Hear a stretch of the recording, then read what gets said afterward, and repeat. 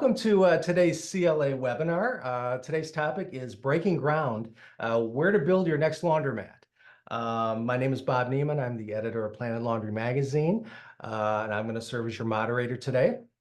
Each month we like to take a topic that appeared in the magazine and kind of go a little bit deeper. Today's topic appeared in the August issue. It's actually the cover story of the August issue, and it's just a chance to ask some questions of some of the folks who contributed, to that piece and who know a little bit more about site selection.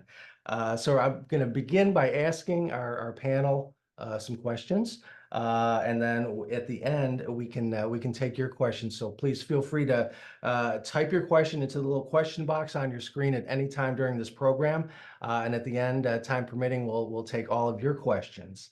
At this point, let's meet our panel.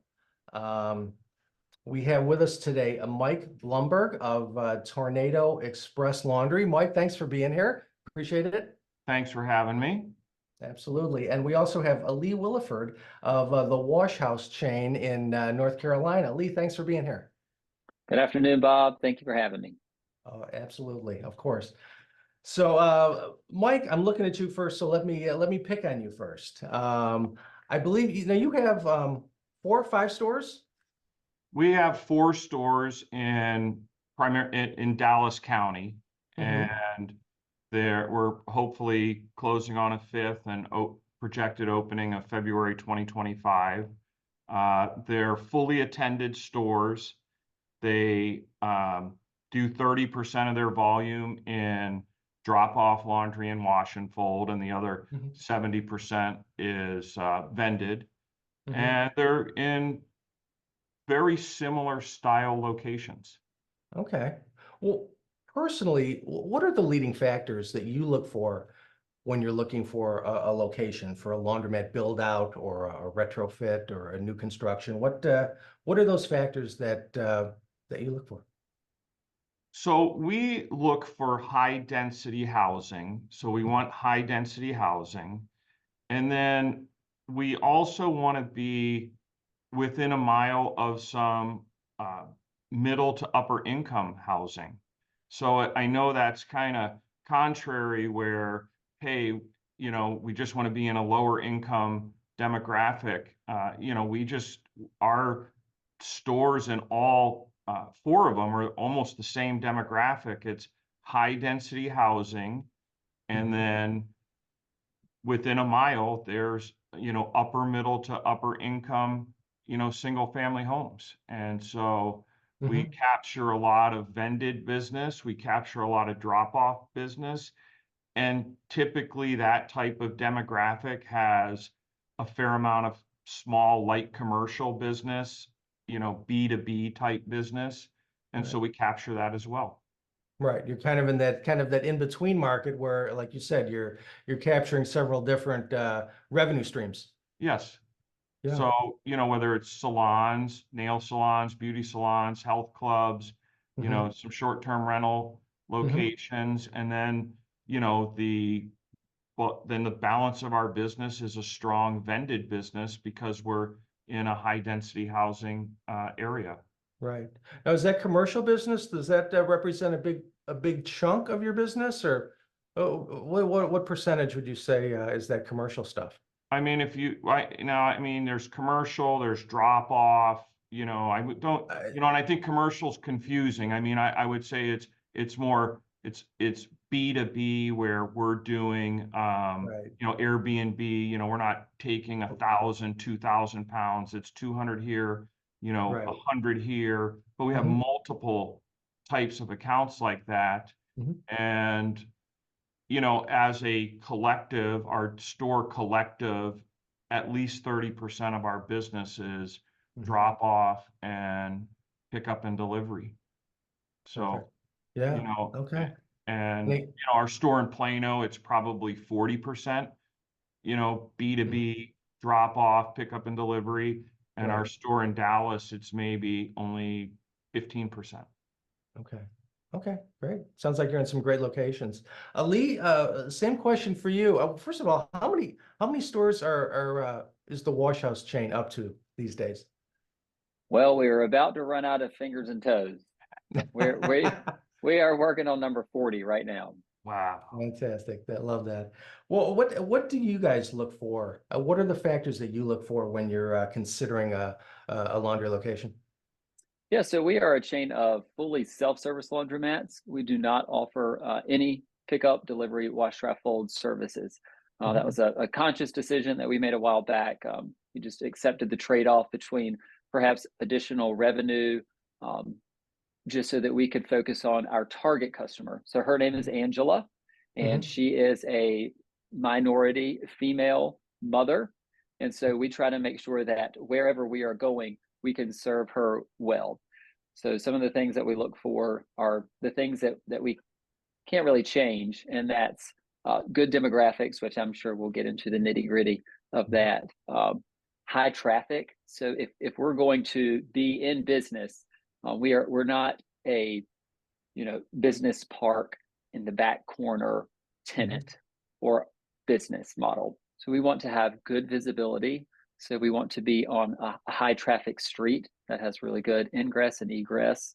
That's important to us to make sure that our customers, it's convenient, it feels safe because there's more people around. And typically just the feel of a busy area just continues to drive more business. So we have acquired a few existing stores. That's our model of growth, is through existing store acquisitions. And we've acquired a few that are in a shopping center that's maybe B minus. But in that, we can be the best tenant on the block. And so we're fully lit up. We have great signage. Right. Our rent might be a little bit less, but that creates more margin for us because we're going to leverage our brand name that we have in our markets to make sure that even if we're not in that A plus location, that we're able to still serve our customers, attract them because of the business decisions that we've made on how we model our stores, where we locate them, and it ends up being even more profitable from a percentage wise. Great points. Well, Lee, let me stay with you. What, by contrast, what factors would make a location a non-starter for you? Yeah, so those would be things like a crime rate. If you're going to go into an area and you would not feel safe taking your spouse at night and feel secure, then that's probably not a place where you want to conduct business. There may be a lot of business.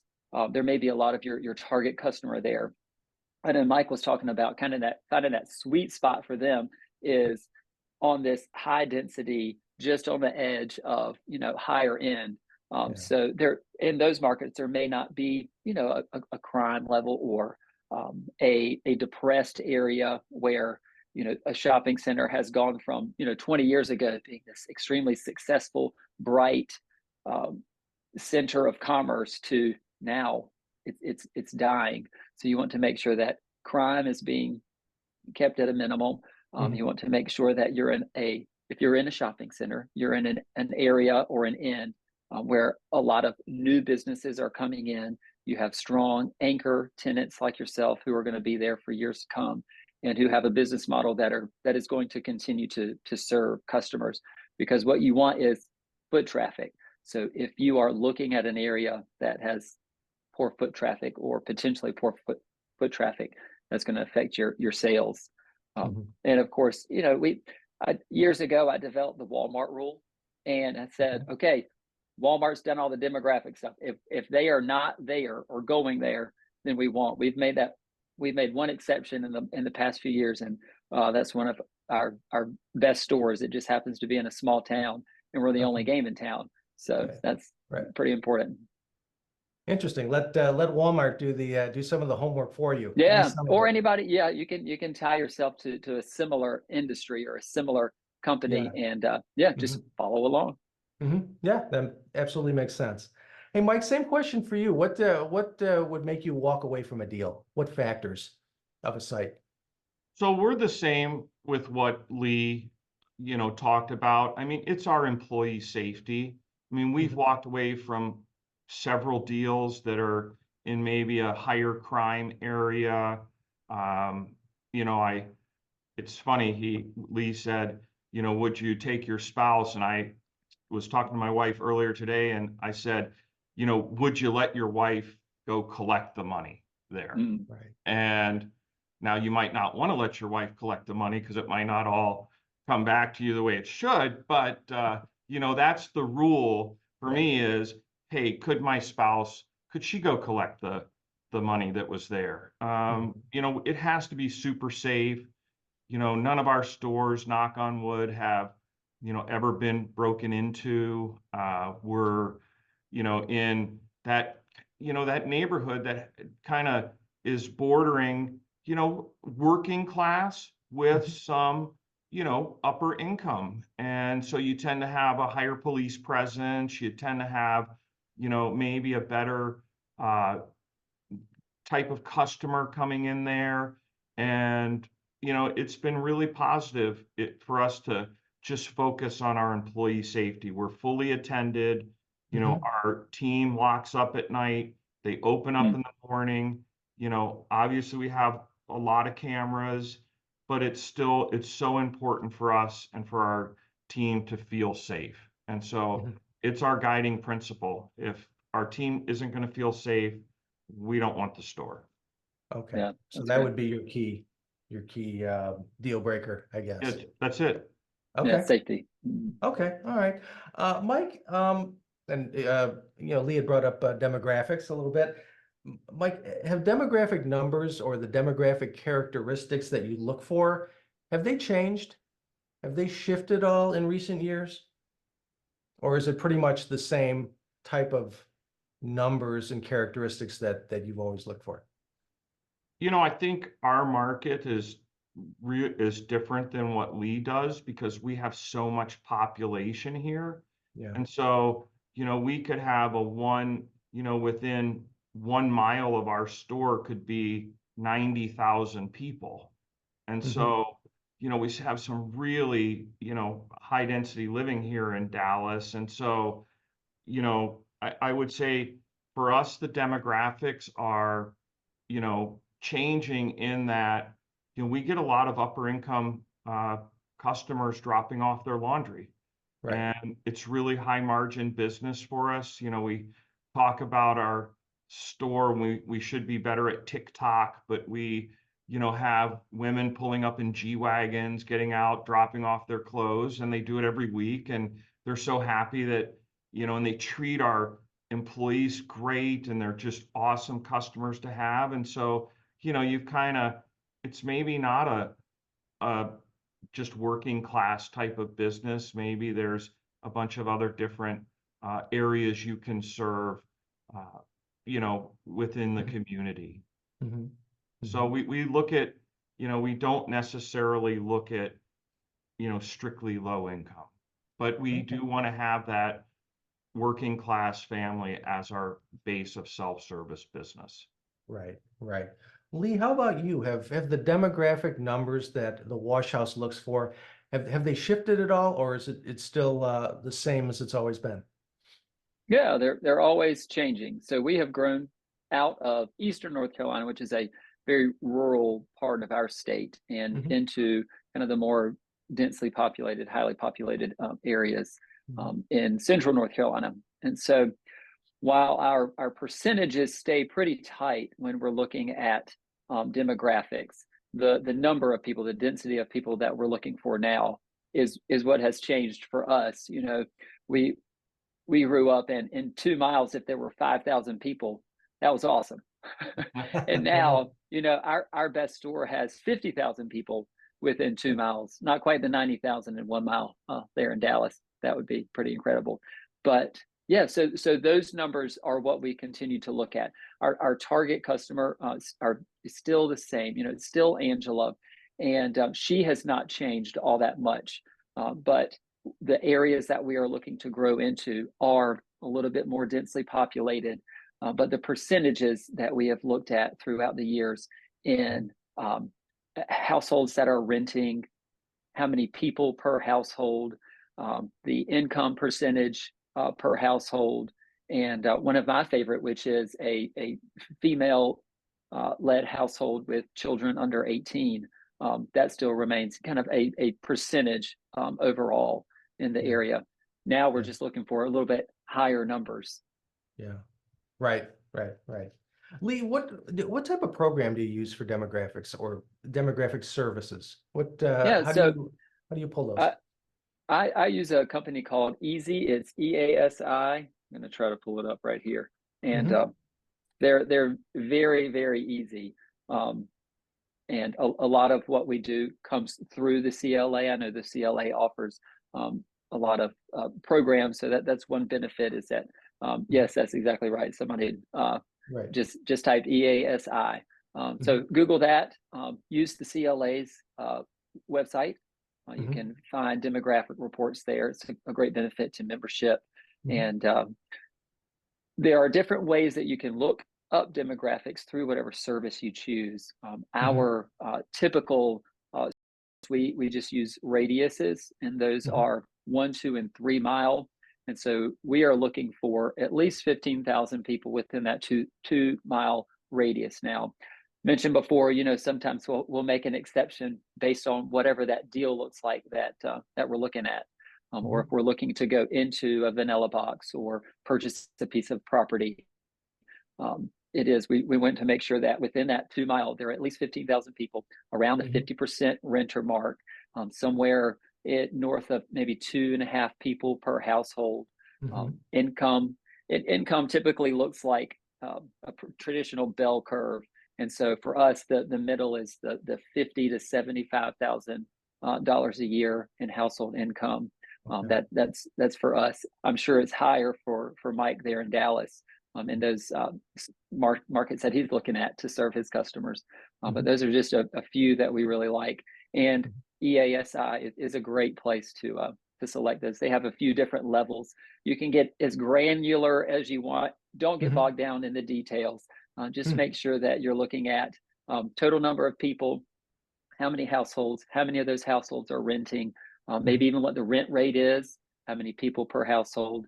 And again, try to, if you are especially self-service, Hmm. find that female householder with children under 18, and Hmm. it should be around the 10% mark. Okay. Very good. Very good. Hey, Mike, how about you, as far as demographic services or demographic programs that you use? What's working for you? So we'll go to some of the suppliers. We'll go to a distributor. Laundry Lux has been fantastic for us and getting us demographic information. We use the 1, 2, and 3 mile guide. We try to determine what's renter, what is, what the income levels are. And you would be surprised, I think, it's not the, $40,000, household income. It really doesn't exist that much here in Dallas. It's more of the 60 or 70,000. So Mm. that traditional where you're thinking, oh, it's super low income, it's just not there because the job market is so good here. What it is it's two working class families. They're, being paid fairly, and they don't have time to spend the time with their kids. They've got to get their laundry done. And so the laundromat, where maybe they can afford a laundry machine in their home, it's the time they're getting back by bringing everything in at once and getting it done and then spending the weekend with their kids. Hmm. So, we look at that. We have a lot of population here, so that's kind of a real positive for us. I mean, if you could think of, we think of cities like Irving where we have a location, and Irving has almost 300,000 people in it. That's a size of a pretty big city in the US. So, Hmm. Mhm. we're really fortunate in that we have the people. Now we have a lot of competition too, which that's, okay. And, but, our demographic is really, we look to the distributors, we look to some of our suppliers to give us a really good report, and we're able to just kind of fine tune where we want to be and validate the location. It helps us validate the location. Right. Right. Perfect. Perfect. Hey guys, both of you, I get the question a lot, and I'm sure you both do too. But it's how do you evaluate the competition of a potential area or of a potential site? How do you gauge that, and how do you go about basically the evaluation process for competing business? Mike, Mm. I'll start with you on that one. I don't think we're going to go and, put a laundromat right next door to someone or maybe right across the street. But I think about our store in Irving, and there are 10 laundromats within 2 miles of our store. If you drew a Wow. 2 square miles, that's a lot. Yeah. But some of them are distressed, and some of them are don't have the drop off laundry that we have, and some of them are maybe focused on have a you know might have gambling machines in them. I mean, that's not us. We're strictly doing laundry. So I mean, we look at the competition. We're not afraid of the competition because we know we have a good product, and we know when our build out's done, it's going to wow people. So Hmm. we're not afraid of the competition. But you know, I doubt we would go build a store across the street from someone. I mean, I don't think I could do that in my own heart anyway. But I think we're not afraid of the competition. I think our population continues to grow. I think laundry, especially, I think it's being looked at something different. It's a time suck activity, and people are trying to figure out how to get it done quickly and get back some of their time. So we're not Right. afraid of the competition, but I mean, I don't think we're going to build next door to someone. Right. That I don't know if that answered your question, but Yeah, no, absolutely. Yeah, okay. it does. Yeah. Lee, how about you as far as evaluating the local competition as you choose sites? Yeah, well, I think one thing to keep in mind is how you define competition. So in our industry, when we say competition or competitor, we're thinking about, the zombie mat that's about a mile away, maybe 2 miles away. And it's important to remember that our competitor is pretty much any washing machine that is within a 2 mile radius of our store. So it is, where do the people with dirty laundry clean their laundry? And Mhm. so what we decided is, we are not fighting for um, people who have to use a laundromat. That's such a small pie. And so Mhm. what we decided is to radically change the experience that our Mhm. customer has when they come into the Wash House Laundromat's location. Mhm. And what that has done is completely opened up what our competitor looks like. So now we are competing directly with a um, 200 unit apartment complex that has three nice facilities within their building. They may have only three top loaders and three little dryers, but those residents can go on a Saturday and do their laundry there. But what we decided was, let's make ours not just a better experience, but something that it's worth making them come to us rather than dragging their stuff down to the laundry facility on site. And so Mhm. we did that by just stepping up our game. And Mhm. we are clean, safe, pretty good value. We charge as much as we can to be Mhm. profitable, but we still do. And so that completely changes the mindset of who is our competitor.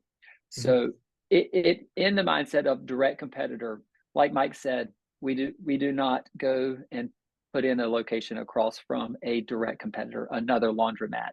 Right. We have had a few come into our area, and and we just keep doing what we're doing. We Mhm. serve our customer with excellence, and we rarely see any dip in revenues when another laundromat opens within, a half mile, maybe a mile. Mhm. Mhm. We want to be our own competitor, and so we're really big on Mhm. um, kind of dominating a market. Right. Like Mike saying, Dallas is a big place. Maybe your town that you're thinking about building a laundromat is a big place, or maybe it's a small place, Mhm. and you want to be the best game in town. And so that Right. means making sure that, if I'd had a conversation the other day, guy, his wife was with us, and he said, "You know what? My wife actually used your store the other day. their washing machine broke. And she said, it was amazing. She said, I went in and I spent about an hour and a half and got it all done. And Right. so there again, it's something that we can compete with, and that's volume, capacity, that we call it. And you can get a lot done in a very small amount of time because we have the capacity available. And a lot of our competitors do not have that. So Mhm. don't over equip, but equip Mhm. enough so that your target customer can have the type of capacity and get in and out pretty quickly. Right. Great advice. I want to take the time now just to let everyone know that remind you that you can send questions to us on your screen, and at the end we'll try to let these guys answer as many as we have time for. So please get your questions answered. I've got one for Mike. Another one. What types of nearby businesses or amenities do you find most beneficial to be near when you're looking for a site? What do you want to be around? What do you want the area to look and feel like? And it's such a difficult question because, you know, we would like to be near Fiesta Markets, which are a Hispanic grocery store that, Mhm. they're great stores, super clean, real strong customer loyalty. We're across the street from Tom Thumbs and Albertsons. I mean, we like to be in an area where your people are going to drive by you, Mhm. and they're going to go to a business that they're going to have to go to weekly. So Mhm. if they don't see you at first glance, maybe they'll something with we have lighted signs, we have monument signs that say drop off laundry here. Our buildings are all lit up. You can't, you'll see, what is Tornado Express? What is that? What is that character? And Mhm. so, that's holding the shirts, and, I got to go investigate. But, we like to be near that grocery segment where people are, going to get their groceries weekly, and we can either be convenient for them to stop in, go Mhm. grab something from the grocery store, come back, get their laundry. We can just be something that they can either drop off their laundry, come in and do it. We've taken advantage of technology where, our machines will text you when your laundry's done. People can go run a quick errand.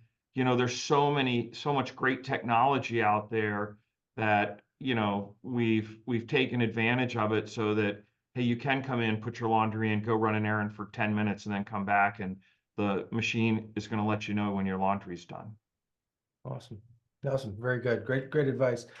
Lee, how about you? Same thing. Is there any amenities or businesses that you like to situate a wash house near? Yes, absolutely. So Mhm. we like grocery stores. We all have to buy groceries, so that draws a lot of people. It depends on what type of grocery store. We have high end grocery stores here, and we have kind of your value stores. So we are right in the middle. If we're going to be in a shopping center, we like to be in the shopping center that has a really nice middle of the road type grocery store. We like phone stores like Metro PCS. Those are great because we serve our target customer is also their customer. So that's a great business that we can be close by. Mhm. We have several locations that are next to Domino's Pizzas.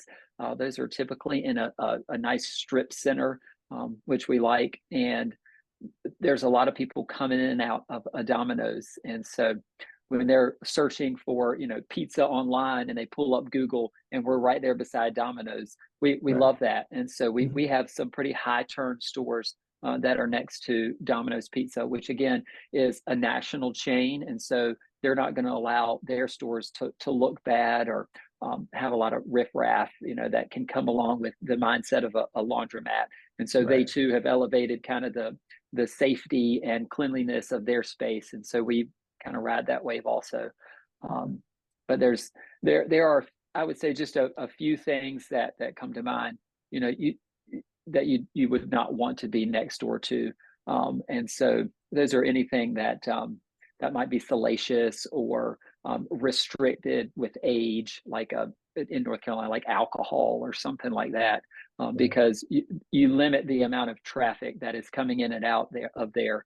And anywhere that a mother would not want to take their young child you don't want to be adjacent to or perhaps close in proximity to that type of store. Mhm. Perfect. Good stuff. We're getting some questions in here. So before we run out of time, I thought we'd maybe tackle a couple of those in between here. So one of our viewers is asking, do you recommend buying land or building from scratch? Or do you look for a building that already is set up with water, gas, etc.? Or do you just look for a building and build your own hookups?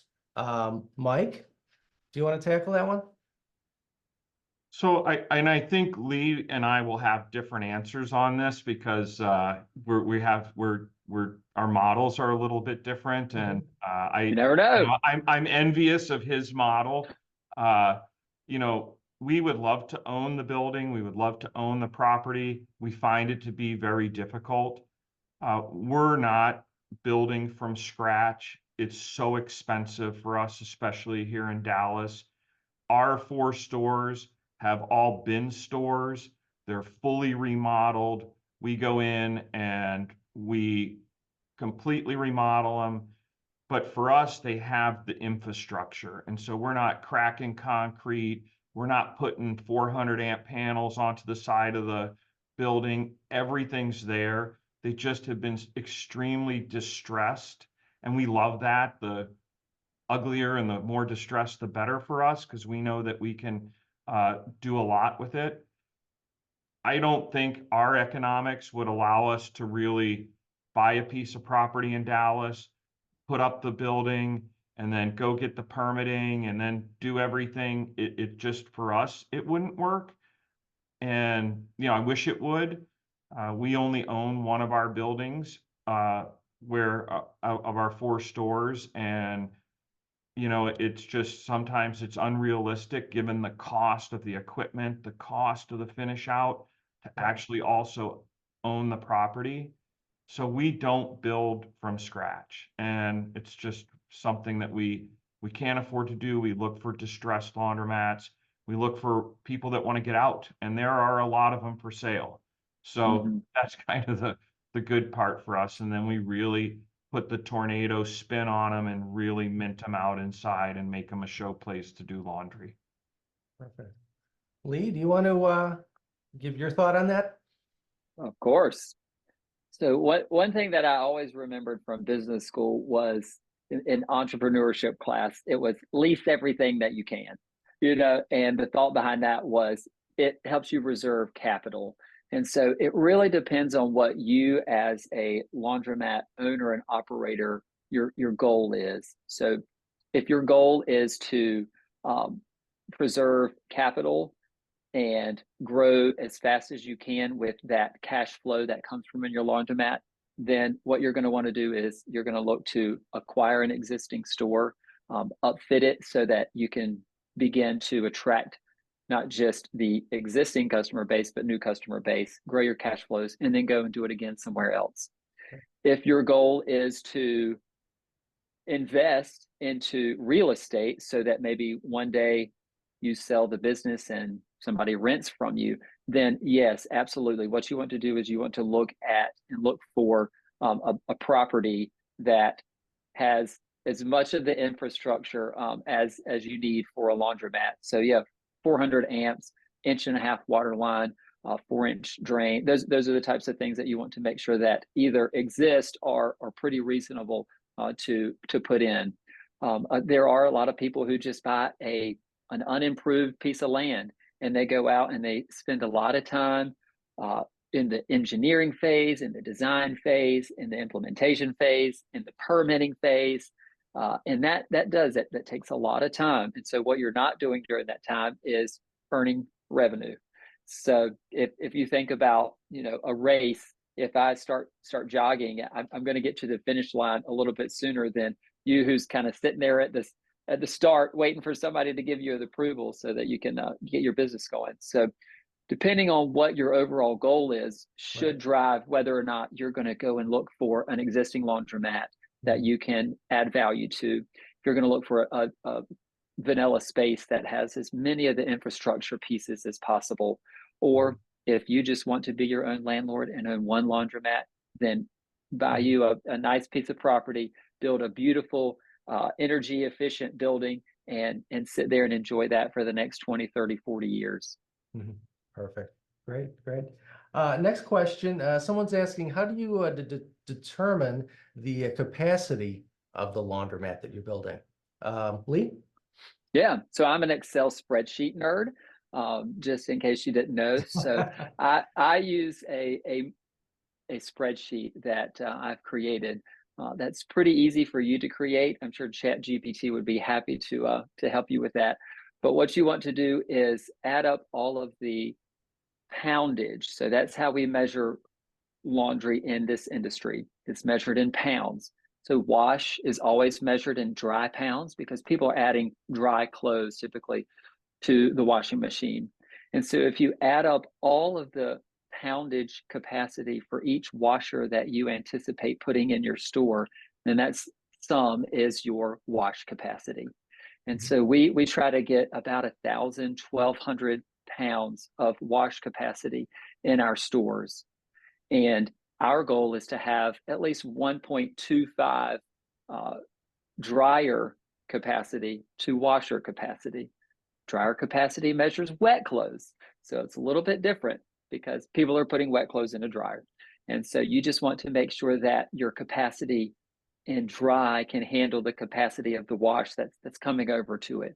And so it's just simply a simple math problem. Just add up the spec from the specs that you get from your distributor or the manufacturer's website, and it'll simply tell you, add it all up, and that sum equals your wash capacity, and add up the dryers, and that equals your drying capacity. And if you divide the dry by the wash, you want that to be in about the 1.25 area. Okay. Perfect, perfect. Mike, do you have anything to add to that as far as determining capacity? Yeah, I mean, it's a math problem, but and we use the same type of formula. You know, for us, it's a little bit different because, you know, we also believe that we can go out and get some of that pick up and drop off. And so if you're doing, you know, 3 or 4,000 pounds of laundry a week out of your store, you probably need to adjust how you're going to configure that store, knowing that it's not just self-serve, that you're going to need the bigger machines if you want to take that wash and fold business to the next level. So we look at that as well. You know, we have a store that's really almost maxed out in capacity, and we're trying to lease the space next to it to just do some of our wash and fold business out of it. And it happened to be a Metro PCS store that, you know, moved to another location. So we just want that little strip so that we can put a little OPL facility in there just to do our wash and fold. So when we look at it, we're looking at it a little, we might have more equipment than we need because we know we're going to get some of that wash and fold business, and it's not going to be solely self-serve. Right, right. Perfect. Okay. Another question we have is that you've both spoken about crime levels, and they're asking, you know, have you ever experienced a situation where the crime levels changed and you actually had to close a store due to that? Have either of you experienced anything like that? We have never had to close a store. We have certainly had pretty difficult things happen within our laundromats, outside of our laundromats, in the vicinity of our laundromat.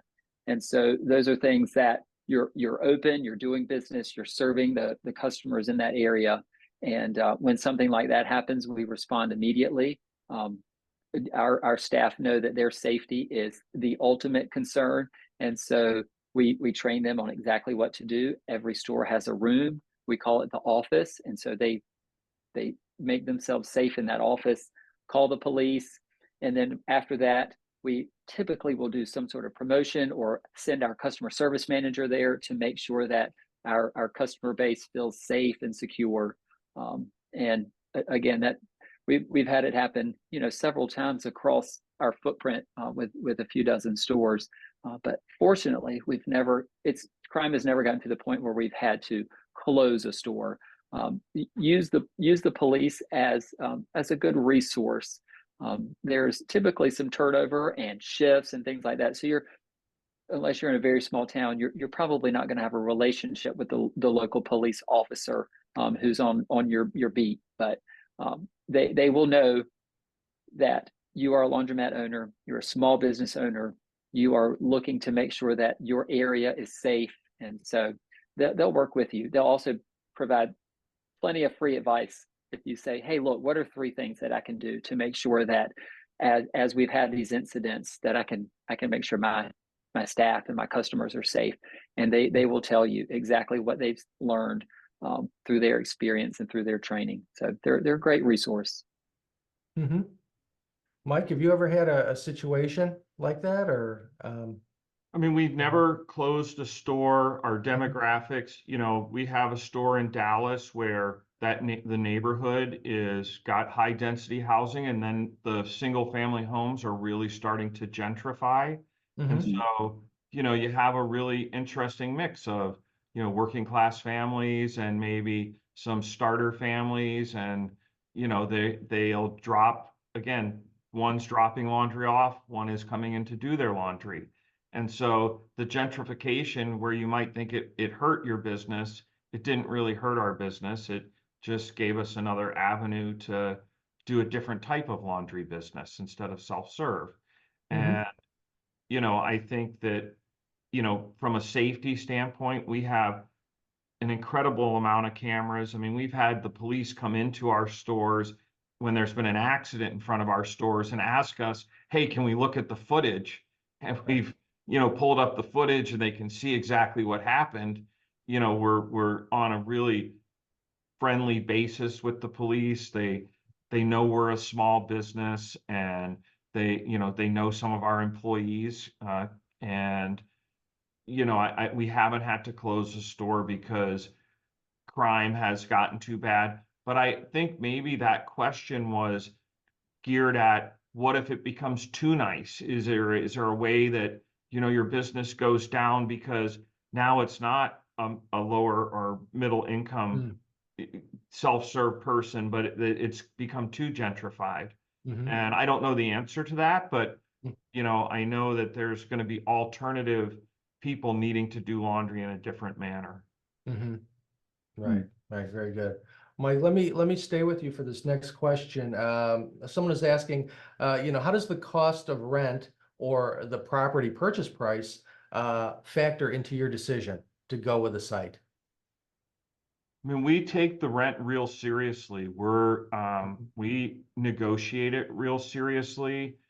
You know, we try to explain to the landlord, and our landlords are nice people, and we try to explain to them that, we're not here to just make money for the landlord. Mm-hmm. We have to be profitable too. And so we also explain to them that, you want us as an anchor tenant. You want our, 3,500 square feet store that's well kept and well maintained, fully staffed, almost like a built-in security system. You want our store at your strip center. And so we take it real seriously. I'm a Excel freak myself, and I put all these numbers into the spreadsheet that we have, and we go through it and we figure out if we can make money there or not. And so it has a lot of different, we take into consideration our estimated sales, we back into what our labor is going to be, and then we can make a determination if, it's going to be the right deal for us. And Mm-hmm. right now, with the 3 lease spaces that we have, they're the right deal. And the landlord is really happy that we kind of stuck to our guns and negotiated, because he always gets his rent check early. He's very happy that we're there. But we take it real seriously. I mean, there's a lot of high rents out there, and we'll go, I don't know how anyone can be paying that kind of rent and still make a profit. And that's something that, I think it's really, you might Mm-hmm. have to walk away if it's just too much money. Right. Absolutely. Don't be afraid to walk away. That's a good point. Lee, what kind of zoning regulations or local laws need to be considered when you're selecting a site? What should people be looking for and wary of as Yeah. far as that goes? Yeah, so most municipalities now have their zoning maps online.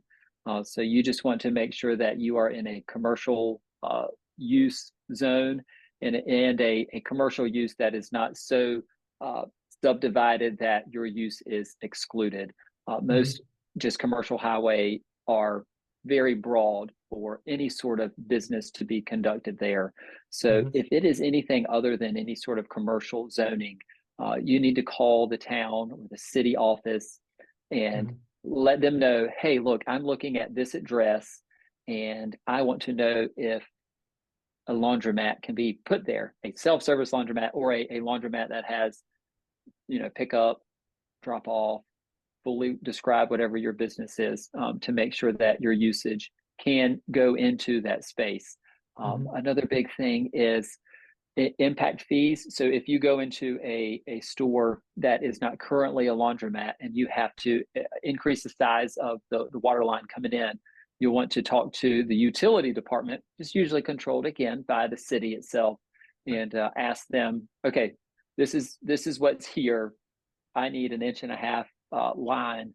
What is the cost for that? And again, that can be anywhere from maybe $10,000 to $110,000. mhm, You'll want to make sure that the gas utilities are available. Um, we have bought stores that do not have natural gas mhm, lines anywhere near or somehow restricted. We have a few around Fort Liberty and Fayetteville, North Carolina, where lines just can't run. And so we use propane at those sites, less profitable, but still not deal breakers. So you'll mhm, want to contact your natural gas provider and make sure that you have availability if it is not already run to the space. mhm. Those little things are just things that could be completely deal breakers if you get too far in, and Yeah. you could lose a lot of money before Mhm. making sure you check those boxes. Perfect, perfect. Another attendee is asking, are there any pro forma sheets out there that you use for a new store? Either of you guys, is there any pro forma sheets? Yeah, I built my own Hmm. that we use for all of our locations, Hmm. and it it it's basic. I mean, what is the driving force behind it is having an understanding of what your capacity again will be in this store, and based on that capacity, how many turns per day you anticipate having, and so that is able to generate how much revenue you will have as a laundromat. Ours is strictly self-service, so we only look at those types of numbers. We don't have to look at percentages of wash, dry, fold, and self-service. Hmm. So we know that if we can do 4 turns per day, and this is a profitable store based on the history of our expenses, we want to make sure that 4 turns a day we are generating net income and positive cash flow, and so that's a good deal for us. So you'll just need to make sure that your the revenue that you need to make a comfortable profit for yourself is supported by your capacity. What you don't want to say is, I need X amount and I need 8 turns per day averaged over a week, to Right, get that number. I mean, right. unless you're in Brooklyn or maybe Dallas like Mike, eight turns is a very high number. Yeah. So you just want to try to match, and your distributor will help you. There's Hmm. services out there, people Hmm. within our industry. The CLA is a fantastic resource to point you in the right direction of people who Hmm. can come alongside and give you some good advice that will save you Hmm. thousands, if not hundreds of thousands of dollars in the long run. Perfect, perfect. Mike, can you add anything on that as far as the pro forma? So I've used them from Continental Gerval. We have a Continental store and they have a fantastic pro forma. I've taken elements out of that. Laundry Lux, they have a really good pro forma that can help you figure out what it's actually, what's going to be the utilities, they can back into some numbers. And, for us, we try to get to what we feel is a comfortable break even point. And then we want to understand, hey, what's it going to take for us to cross the break-even point? If we feel the break-even point is too high, I mean, we won't do a deal because it's not going to make sense for us. And so, I've used some pro formas from those two suppliers. I think they're good. We've taken elements and we now have built our own where, we get pretty close to what we think the store is going to do and what the profit's going to be.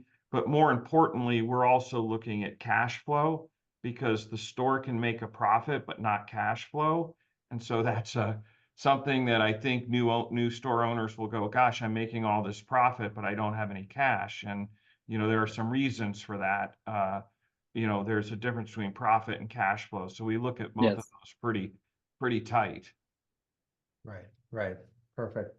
Uh, some of our attendees are asking about rural laundromats or smaller town laundromats. Is that anything that either of you want to speak to as far as the demographic characteristics of that type of a store? Yeah. What? Absolutely. Okay, Lee. I'd be happy to. Okay. I was born in a very small town. Okay. So 'Cause go ahead. in a small town, the main thing is that there is not too much direct competition, and so that means if you're in a town of 5,000 people and you have 3 laundromats in town, um, that it's going to be really hard to invest in the type of laundromat that you want, with equipment that's going to last, and produce a really good net income and cash flow, um, if there are 3 laundromats in a 5,000 person town. Now, as I mentioned before, we went into a 5,000 person town in 2 miles, and we're the only game in town though. So that completely changed things. And there's no Walmart there again. It's actually pretty close to our main office, and it can work. It works beautifully there. It was an opportunity for us to buy the property, so we are also the landlord. But we're at about 5.5 turns a day there. Got there pretty quickly, and it has far exceeded expectations. So do not let small town scare you away. Just make sure that you are close enough to maybe a larger town where people go into work, and they just simply live in that smaller town, and that there is enough business growing in that little town to support your target customer base. So just make sure, if there are only a few thousand people, that there are not too many laundromats to try to serve that market. Sure. Okay, very good. Mike, do you have anything to add I know you're in Dallas, anything to add to the rural market? No, I don't, but I was glad that Lee gave that answer because I think there's a valid business out there for a small town laundromat. And, I think there's some validity to it. And I think, it's just has to be done right. And obviously they're able to do it right. And so, yeah, I mean, I was just happy to sit and listen to the answer. Same here. We are running out of time, but I do want to ask both of you one more question, and it's what's the biggest mistake someone could make with site selection? And by contrast, what's the best advice you would give somebody when choosing a laundry site? And Mike, let me start with you. Biggest mistake, best advice. Well, I mean, I think the biggest mistake is you got to put a lot of time into this. And it's not, especially if you're going to, we're working on our 5th store, and, there's a lot of time that's going to be put into that by me. And this is all I do. And, I like to work. So I work, 50 hours a week in my business, maybe more. My wife will probably tell you it's all you do. But I think that's a mistake where this is something that it requires time. You don't want to make mistakes. And I think on the way we do it, we do buy distressed stores. We know what the infrastructure is. We're able to get into the store prior to signing everything just to make sure there's no hidden surprises. And so, I think doing thorough due diligence, I don't think you have to do as much due diligence on, is it doing, in a simple math, $1,000 a week or 1,200 a week? Is it doing 10,000 a week or 11,000 a week? I think that's so narrow looking, because whatever you're going to do way more. That's your goal. Your goal is not to go into the store and replicate what the old owner has. Your goal is to, put in new equipment and go 3 or 4 times what that old store was. So I think the one thing that I think people don't realize is it is time consuming, and nothing goes as fast and it never goes as right as you want it to. So you just got to be patient. But I think, that's a mistake people can make, is thinking, oh my gosh, this is going to be easy, and it's not easy. Right, right. Lee, how about yourself? Yeah, Mistakes and advice. let's say under allocating the amount of cash that you're going to need when you start up, and another is over projecting. It is great to sit around and say, "Oh my goodness, if this store does 6, 7 turns a day, look at this! This is awesome." Right. Deal in reality. Know your worst case scenario. What does it look like to barely squeak by? And again, that includes cash flows. That's my model. My pro forma is cash flow based, and so you just need to make sure that the amount of cash that your business is generating is enough to pay your notes down, and enough to provide you not just with a salary that may be included in the pro forma, but also with equity that you're paying back into the company, and able to cover taxes, because you're going to have taxes also. Right. If you're making good money, don't over equip. A lot of stores that we go into are just over equipped. So if you can do 1 extra turn per day with less machines, you're going to be more profitable, and you're also going to have to come up with less cash to begin with.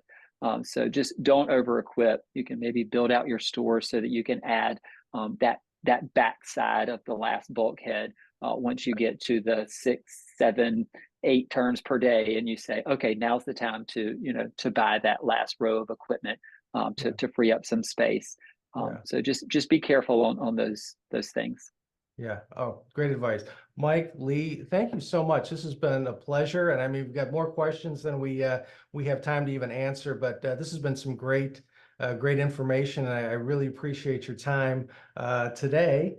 I would like to share make some quick announcements on some upcoming CLA events that we have coming up.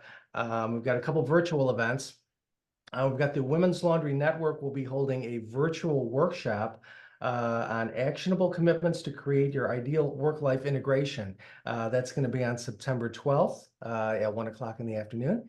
And then the next Planet Laundry webinar will be tips for negotiating a lease you can live with. That's on September 26th at 2 o'clock. There's information on both of those at the coinlaundry.org website. There's a couple of live events. The Connect Live program is still going strong. Later this month in Burlington, Massachusetts, there'll be an event. Again, it's a chance to kind of network with local operators in your area and talk shop and have a great meal. September, they'll be in Philadelphia, and then also later in September in Rosemont, Illinois. Of course, the Wash, Dry, Fold workshop will be held September 18th through the 20th. That's in Nashville, Tennessee. It's 2 days of best practices for wash, dry, fold, commercial laundry, pickup and delivery. Again, endless networking and just a great Nashville location. So if you get a chance, please come out and join everyone there. It's a great way to kind of shorten the learning curve for yourself with Wash, Dry, Fold. Lastly, the CLA Facebook group, if you're not on it yet, I think it's a great place to chat with other operators, talk shop, horror stories, success stories, but just again, a great way to kind of shorten that learning curve. So do check that out if you haven't been there. And again, just thank you again to Lee and to Mike for taking their time and sharing their knowledge. That's invaluable. So thank you to both of you. And thanks to everybody for taking time to attend. Hope you learned something and have a great rest of your day. Thank you very much for having me. Thank you, Bob. Thank you, Pleasure. guys. God bless you guys. Okay.